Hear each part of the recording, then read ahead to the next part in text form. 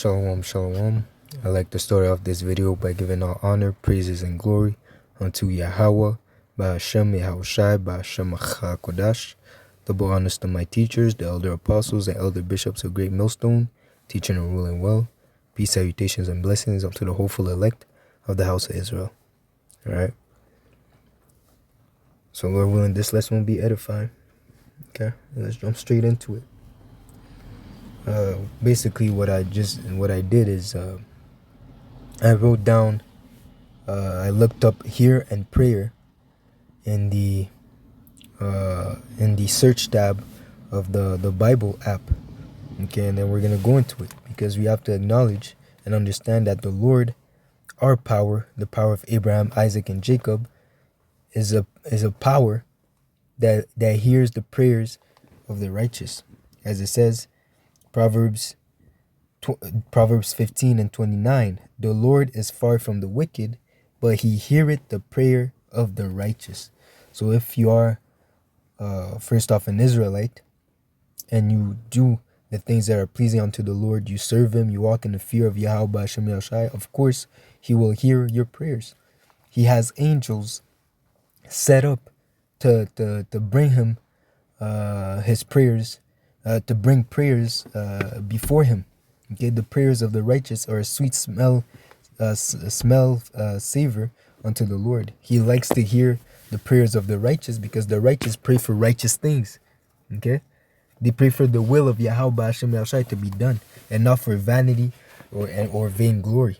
Okay, so if you keep going in the Psalms, it says here, Psalm 6 and 9, the Lord had heard my supplication. Again, supplication goes into begging, prayer goes into begging. Okay, you're demanding, you're asking, you're on your knees, hoping for the Lord to answer whatever you ask for. Okay, the Lord will receive my prayer. Okay, it says here, Psalm 17 and 1, hear the right, O Lord, attend to my cry, give ear unto my prayer, that goeth not out of the faint lips. Okay, it says here, Psalms 65 and 2, O thou that hearest prayer, unto thee shall all flesh come. Okay, it says here, Psalm 66 and 19, but verily the Most High had heard me, he had attended to the voice of my prayer.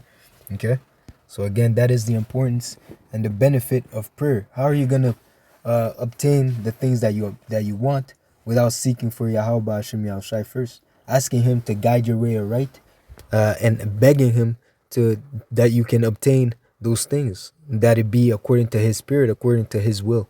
Okay, you see, because again, you can pray for things and it's and the Lord won't give it to you because it's not expedient and it's not needful for your situation. Okay, but if it is, the Lord will not withhold good things from you if you do the things that are right in his sight.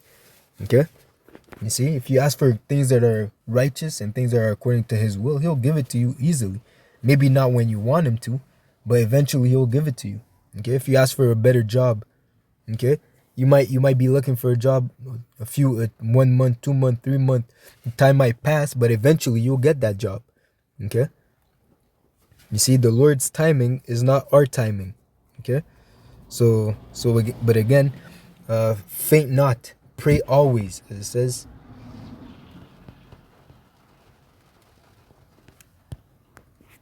It says here,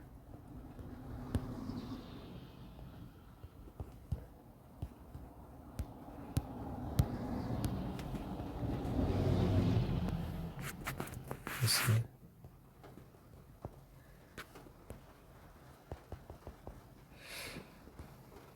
It says here, Luke 18 and 1, and he spake a parable unto them to this end, for this purpose, that man ought always to pray and not faint. Okay, even if you pray for something and it doesn't come to pass, keep praying. Okay, if it's rather for a sickness or an illness or a situation, for a betterment of a situation, for good health, for your neighbor, praying for your neighbor. Okay, because prayers doesn't only have to be for yourself. Okay, it could be for others. It could also be for the will of the Lord to come to pass. Okay, those things are righteous in the sight of the Lord. Okay, you see. So again, to always pray and not faint. Okay, don't give up. Okay, don't think that your prayers are not being heard. Okay, like I said, there's angels, who their duty is basically to bring up your prayers unto the Lord. So when you pray, it's not in vain. It doesn't fall on deaf ears. Okay, the Lord hears the prayers of His saints, and He answers the prayers of His saints. Okay, it says here.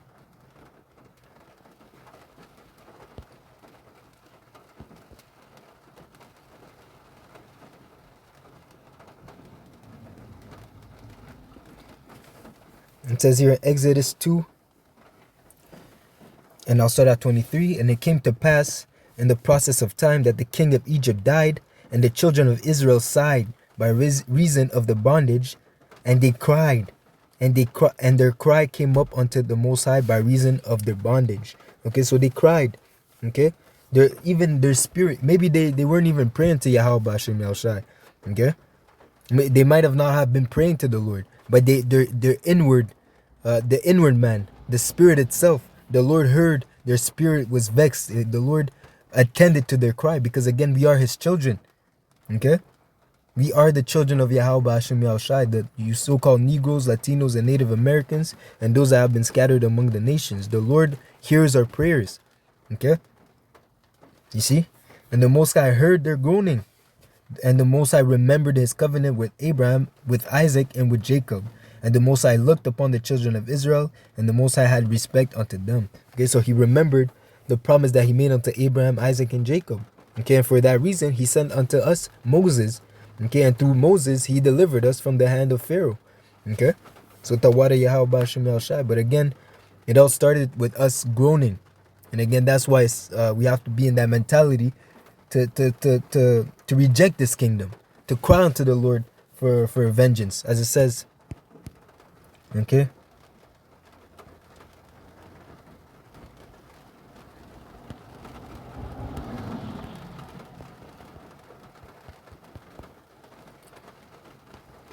It says here, Luke 18 and 5, straight to the point.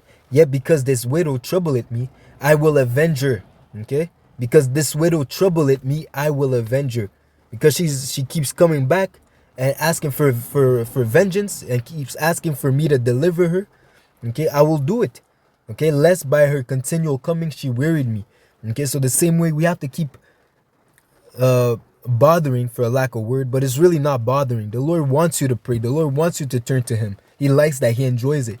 Okay, just as a wife that always turns to her husband for anything, for all her needs. Okay, it's pleasing unto the husband. Okay, because he would hate for you as a wife to turn to someone else, to go to another man for a solution, for the need of something.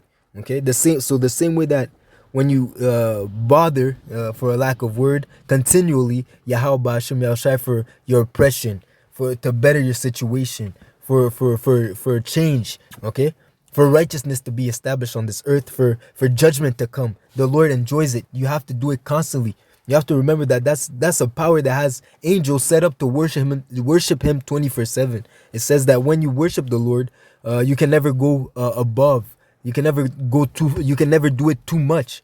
Okay? There's no limit to how much you can worship Yahweh Ba'ashem Yahushai. Even when you think you've done enough, you haven't done enough. Okay?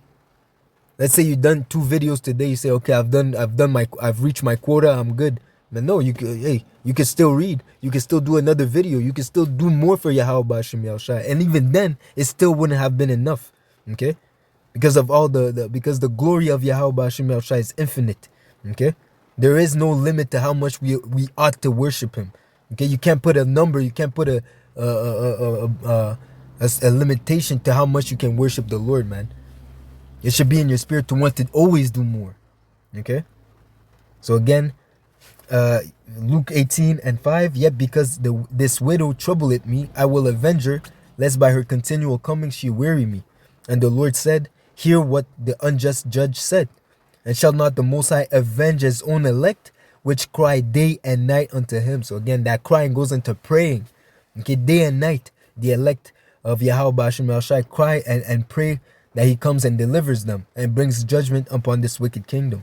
Okay, though he bear long with them, I tell you that he will avenge them speedily.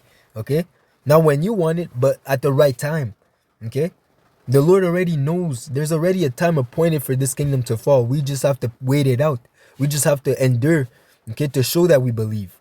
Okay, and keep praying, keep pushing that emphasis on seeking Yahweh Bashim Yahushai and praying, asking and begging for him to come and deliver us, man. Okay, and we're seeing the results of our fervency, okay, by these prophecies coming to pass, okay, by these events, these prophetic events happening all over the world, man. Sedition, earthquakes, pestilence, okay, wars and rumors of wars. All these things are a result of the elect pushing the vibration of Yahweh Bashim Yahushai, starting with the gospel, starting with the names, and starting with the prayer. Okay, you see, tapping into the spirit. Okay, pushing forth that spiritual vibration upon the earth, and that's what's making things go forward. Okay, so it's not in vain that we're doing these things. Okay, so again, we have a power that hears our prayers and will act and ultimately give us and reward us with by answering our prayers, by giving us what we ask for. Okay, the kingdom of heaven upon the earth. Okay, I just had a quick example pertaining to the book of Tobit. I'll just bring it out real quick because it goes straight to the point. I believe it's Tobit 4.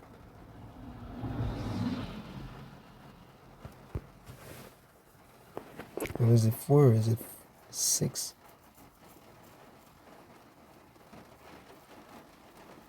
No, it's Tobit 3. Salakia.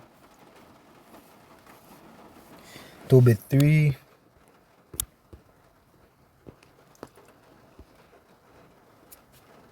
Okay, so it says here. So quick backstory.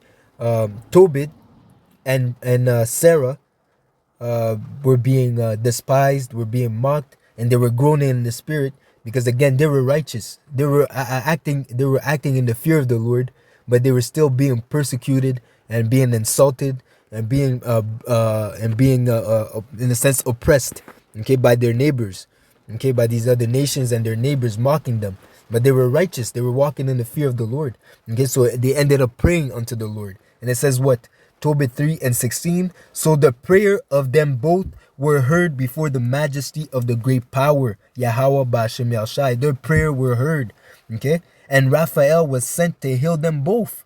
Okay, you see, because they both prayed. At one point they prayed to die. It got to the point where they were oppressed so much that they prayed to die, man. Okay, you see. But instead, the Lord, because again, he has no pleasure in the death of his saints. Okay, he rather sent Raphael to heal them. Okay, not to destroy them, but to heal them. Okay, and again, we have to go through these periods of suffering so that we can cleave unto the Lord. Okay, because again, would they have made that much of a powerful prayer, that much of a powerful supplication, if they weren't catching hell? You see, sometimes we have to go through the fire to really tap into the spirit, to really seek for the face of the Lord, for really turn to him and ask for answers, man. Okay? And that's what it does, man. That's why it says, count it all joy when you fall into diverse temptations. Okay? Because through these temptations, you turn to the Lord. Okay? You turn to the Lord more and more, man. Depending on the level of affliction, okay, the more you can turn to the Lord and seek for him and cleave unto him. Okay, so yeah, and then it says here, verse 17, and Raphael was sent to heal them both. Okay, that is to scale away the whiteness of Tobit's eyes, and to give Sarah, the daughter of Regel, for a wife to Tobias, the son of Tobit, and to bind Asmodeus, the evil spirit, because she belonged to Tobias by right of inheritance. The self same time, came Tobit home and entered into his house, and Sarah, the daughter of Raguel, came down from her upper chamber. So as soon as they finished their prayer, it was heard, and the Lord sent Raphael to heal them. Okay, so it was immediate. Okay, the process of that prayer being answered, it was done right away. But again, the story, there's a process to the story. It's not like as soon as they finished their prayer, they were healed. No, there was a process. Okay, Tobit had to send Tobias. Tobias had to go and meet Sarah.